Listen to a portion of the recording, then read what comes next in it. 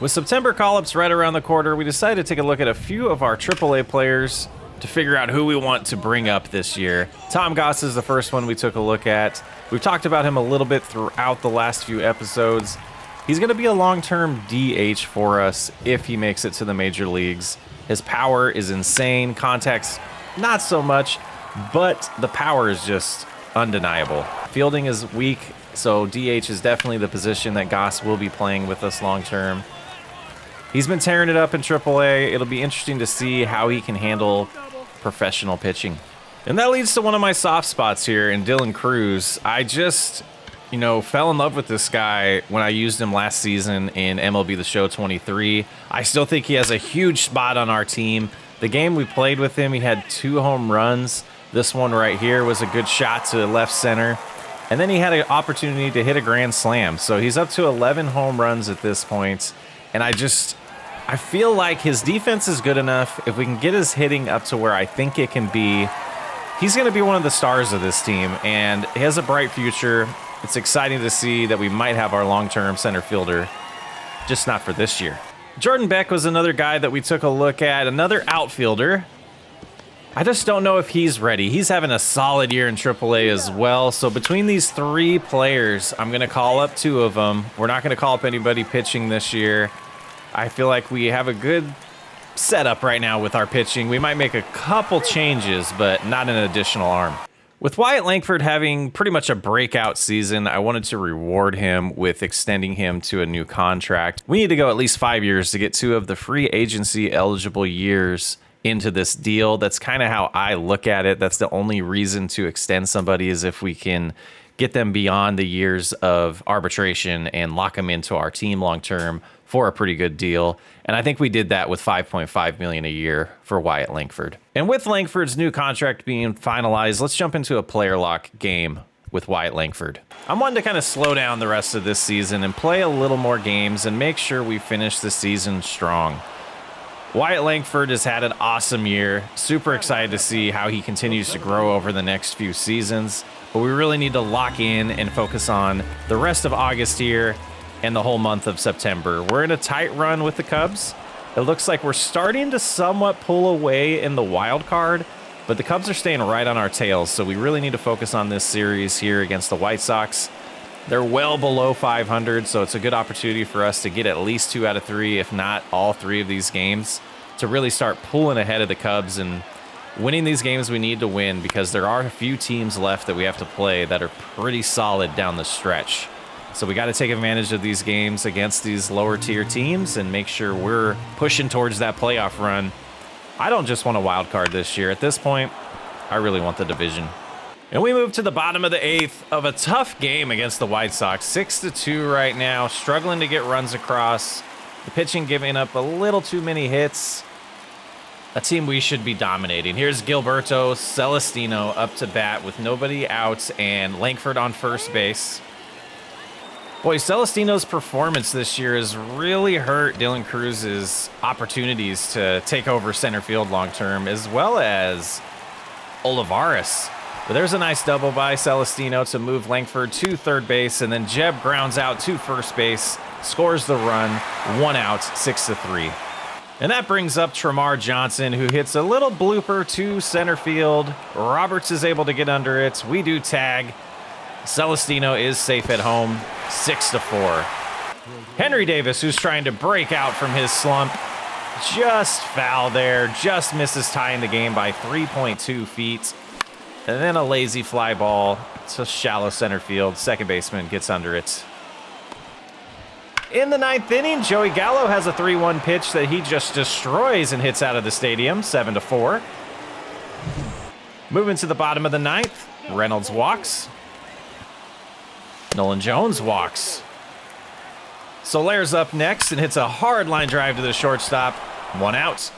Langford with a ground ball too short for a 6-4-3 double play to end the game. White Sox win.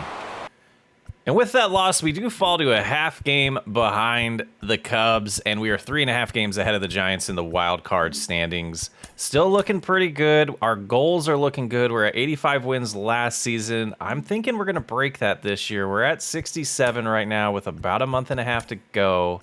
Actually, it would probably be a pretty good run to break that, but we'll see how it goes. We're going to jump into the next game with the White Sox and focus on another one of our players that we just haven't really focused on a lot this year because of injury, and he's in a slump. Let's focus on Bryan Reynolds.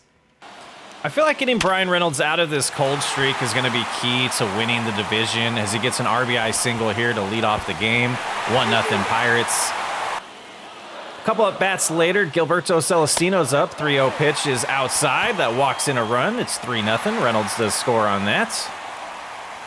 Trying to have another productive at bat here. Runners on first and second. Reynolds flies out to center field, but it will be deep enough to move Cruz to third base, and we'll hope that's a productive out for Reynolds that leads to a run. We jump to the third inning where it's 6-0 Pirates. They seem to be cruising to get back to 1-1 on this series. Reynolds flies out to left. In the fifth inning, Reynolds grounds out to third base. Still struggling a little bit. We did get the one hit with him. That's good enough. We got to try to get him out of this slump, as I was mentioning, or the cold streak. He's hitting the ball good, just right to players. And there's another RBI for him. We do end up winning this game pretty easily and even out the series with a 9-1 win over the White Sox. And in the final game of this series, we decide to jump into a situation in the bottom of the seventh. Termarr Johnson leads off with a single, moves the runner to second base, nobody out. Celestino decides to bunt, and he gets a little too much of it. They get Johnson out at second, but Celestino reaches on first base safely. The next batter, we do pinch run with Bay, pinch hit with Endy Rodriguez. Bay gets a stolen base, and then Rodriguez is going to try to move him along and score him. He gets a nice shot to right field, deep enough to score a run. The runner from third does come across. 4-2, Langford scores there. The next batter, O'Neal Cruz, just misses scoring another run. 1-2 count to him now. Can Cruz come clutch for us? He checks his swing there, but then strikes out. Tough at bat for Cruz. Collison Montgomery with a nice single. Reynolds tracks it down and holds the runner at third for only one run to score there. And Cruz on the relay throws it away. Luckily, it didn't cost us anything. Jumping to the bottom of the eighth, Nolan Jones up to bat. Runners at first and second. He gets it through. Bases loaded for Soler. What's he going to do? Can he come in clutch for us? 5-2 ball game. That's a ground ball to second base. Oh, he bobbles it a little bit. Picked up by the shortstop. Throws Soler out at first, but it's 5-3. Runners at second and third. One out. Langford up to bat here. Gets one down in the outfield. Center fielder Roberts is going to cut it off, but not before the tying run comes across. 5-5. One out. Runner at first. Langford is pumped. Jumping to the top of the 12th with Helsley on the mound. Johnson picks this one up, throws it to first. Runner moves to third. One out. Then we got a deep fly ball. Bay playing center field because of pinch running for Celestino. That's going to score the run from third, making it a 6-5 lead for the White Sox in the 12th inning.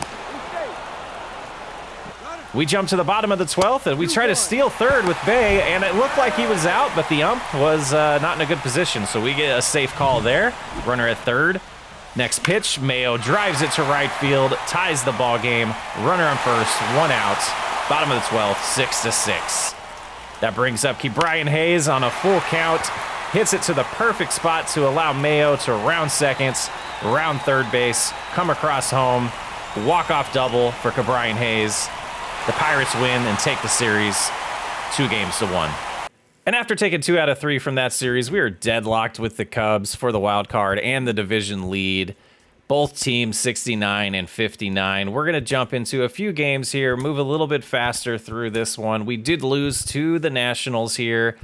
Hernandez was on the mound, gave up a few runs, just not a lot of run support. We do end up winning the second game and the third game of the series against the Nationals, winning another series. That's crucial right now in our run towards the playoffs, putting us a game ahead of the Cubs.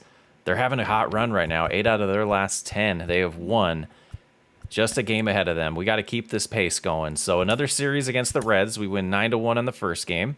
The second day we got Jones on the mound, and looks like we get a shutout there, 5-0. Hernandez the next day, 9-0. Back-to-back shutouts. Brooks Wilson is still hurt, so we'll keep him on the injured list, but that's 5 straight wins. 3.5 game lead against the Cubs now. Let's advance this day and see how that looks. Got the Mets next. 4-game lead against the Cubs. Oh boy, this is looking good. Looking good. 4-game lead. Just a handful of games left in the month of August. We got a series against the Mets here, where we do win the next day, 4-3. Things are going great. Things are going really great. Let's take a look at this team statistics here. Leading the team with hits is Langford with 127. Runs scored is Soler.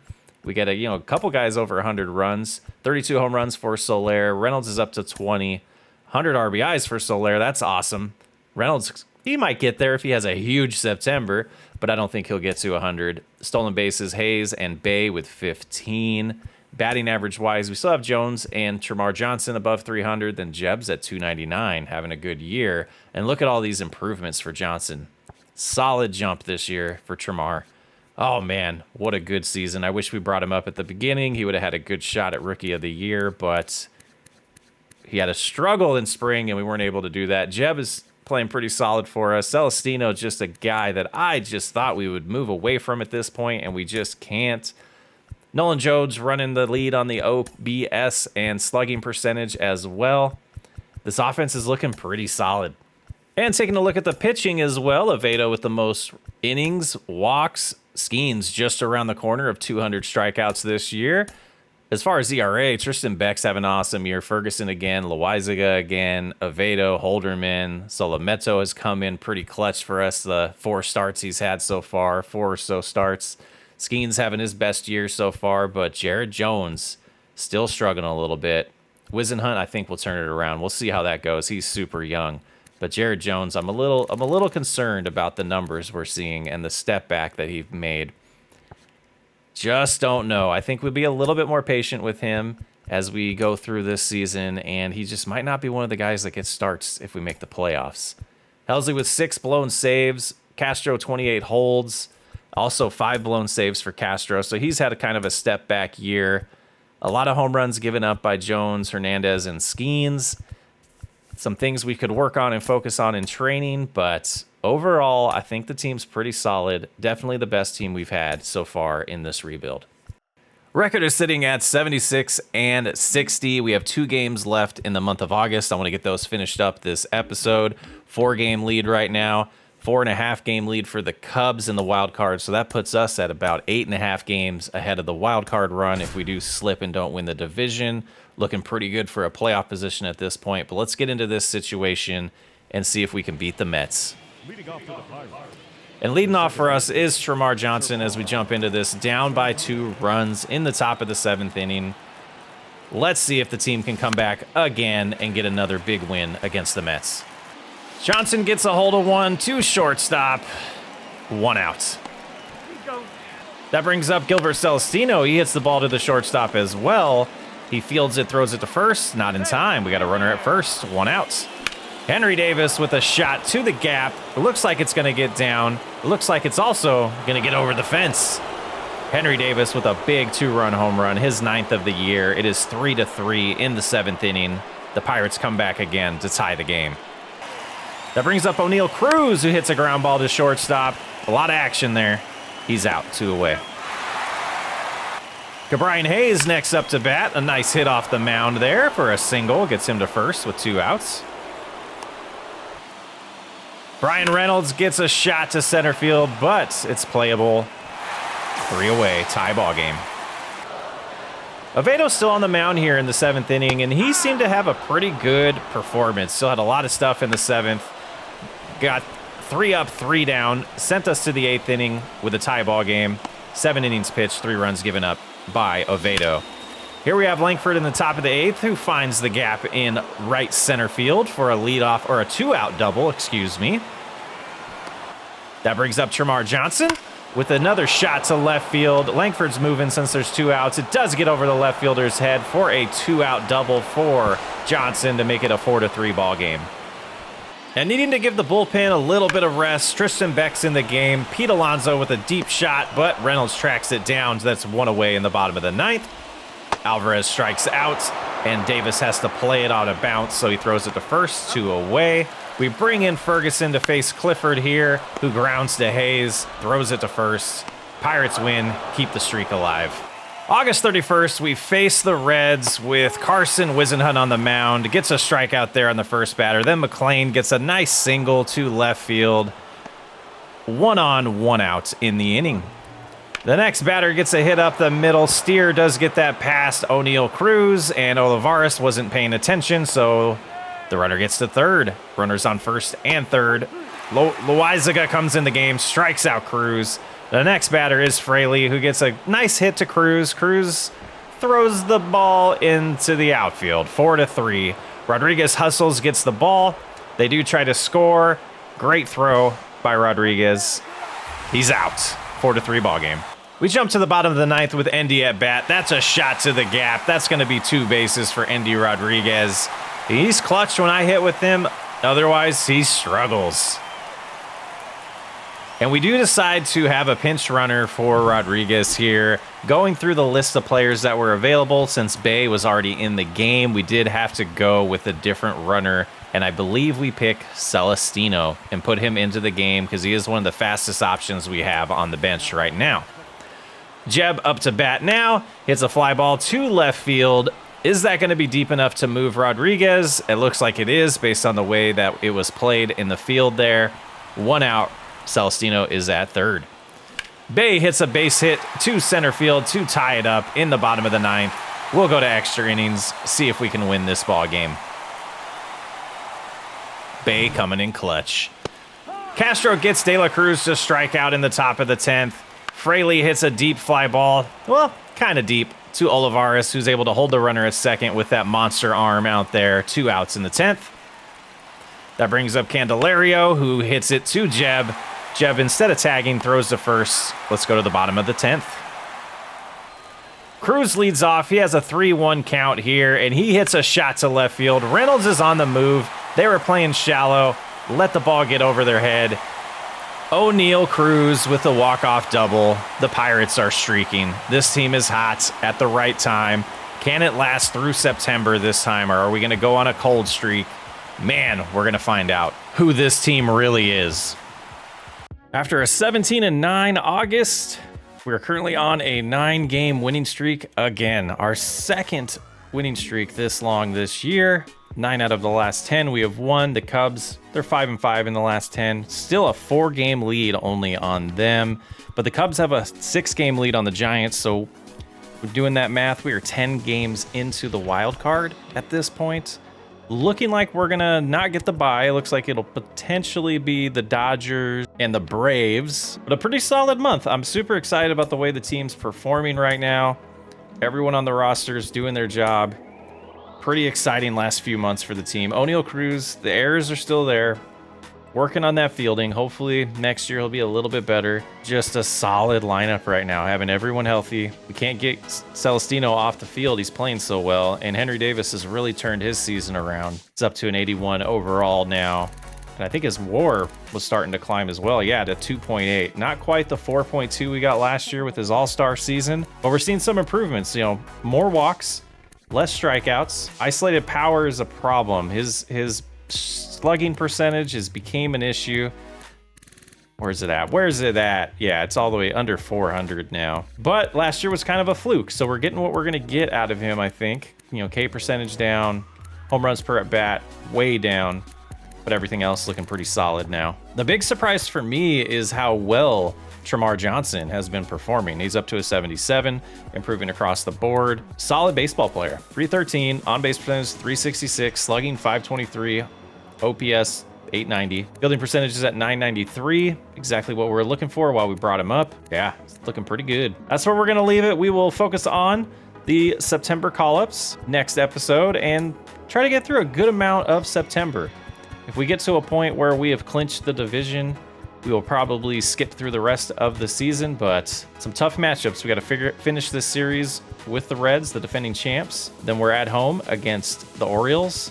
And then we have a tough road trip against the Diamondbacks and Giants in the West Coast there, just to come home to play the Astros. After that, the last 3 series of the season, the last 9 games, are against teams that are below 500. So we got a little stretch here with the Orioles, Diamondbacks, and the Astros. Those are 9 tough games there. But besides that, every other opponent is below 500. The Giants will be a pretty tough matchup, though, on the road. I'm feeling pretty confident about it. 18 games above 500. We're already, 7 games away from beating our record from last season. Our GM rating is up to an A. I think this is the year. I think this is the year that we break through and make the playoffs. Thanks for hanging out. I'm Sox Way Up. I'll catch you on the next episode.